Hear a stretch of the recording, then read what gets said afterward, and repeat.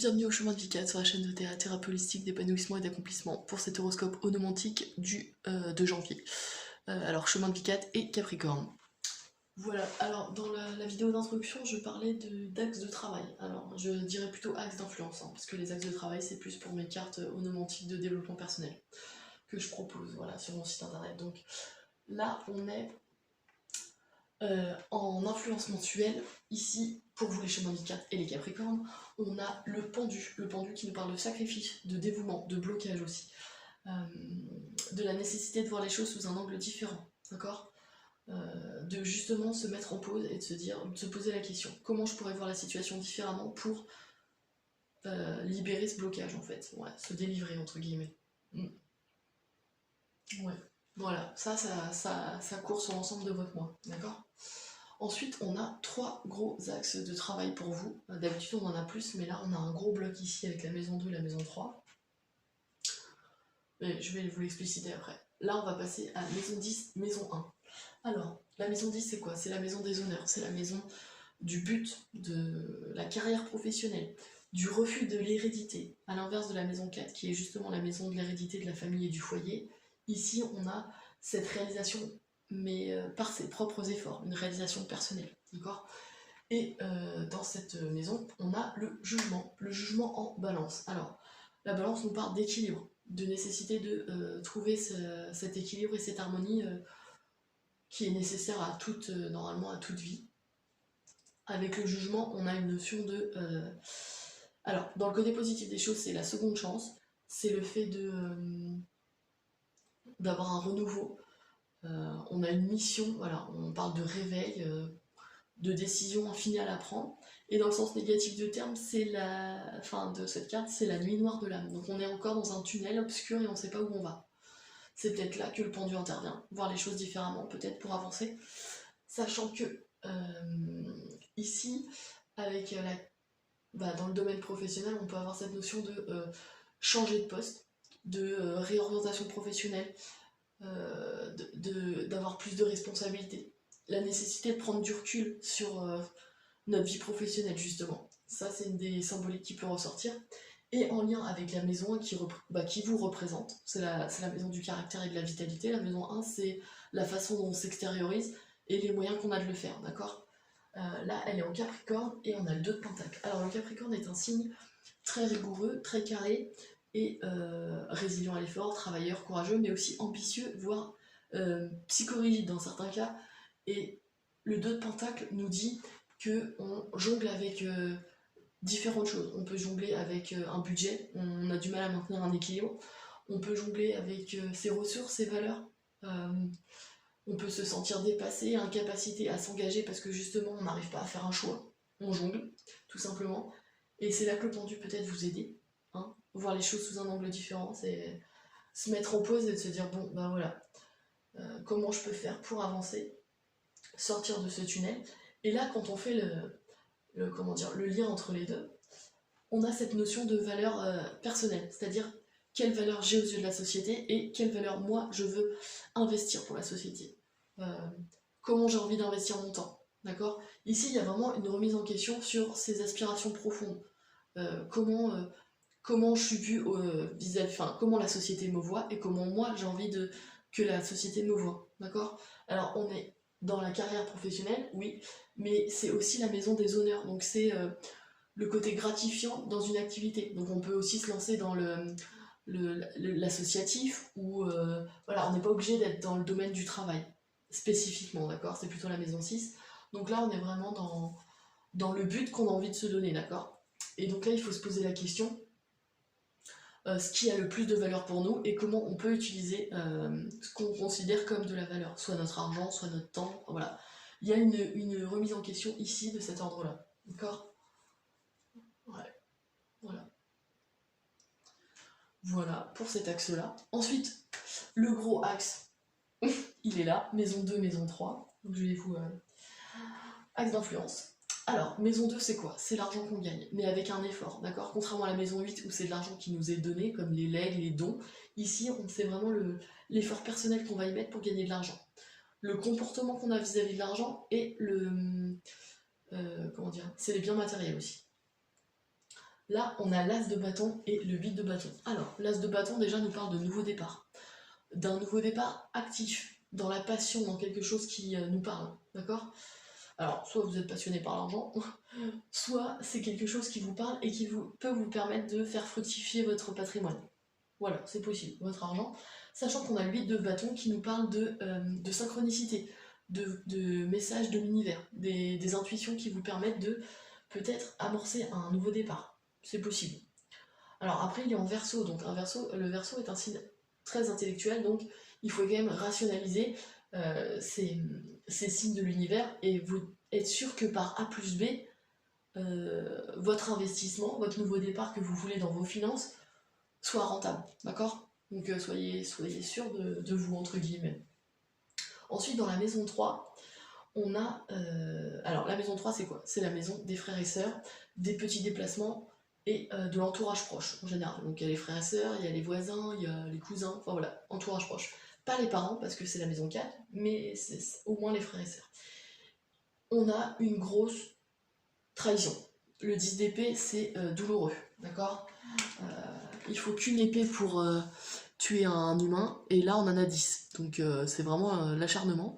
Donc c'est vraiment une période qui a été douloureuse. Alors, un lien qui a été douloureux avec un frère, une sœur ou quelqu'un d'entourage proche et qui s'est mal terminé, d'accord?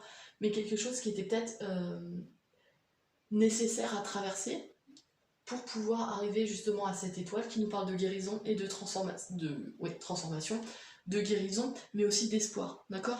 Là, ici, on a une évolution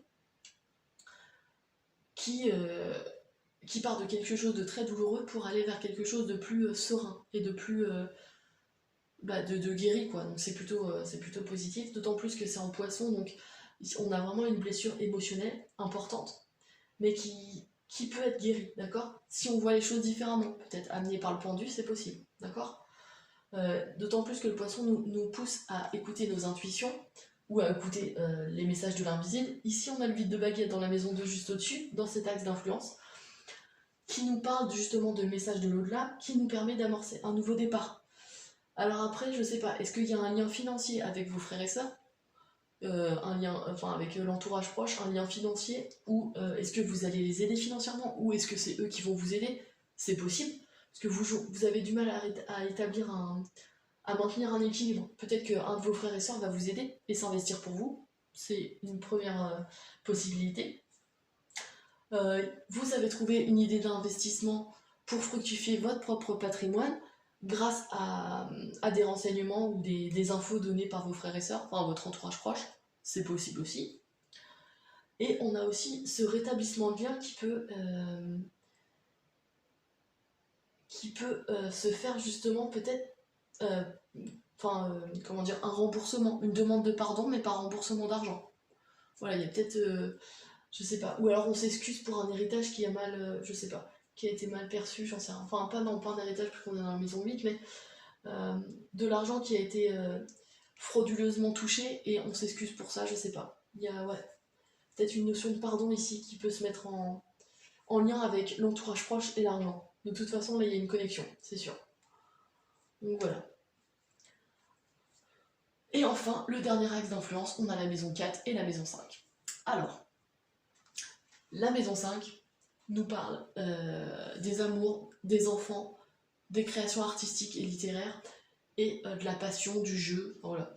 Là, il est en taureau, c'est un signe plutôt sensuel et qui a besoin de la matière pour, comment dire, aimer sa vie, enfin, apprécier, d'accord?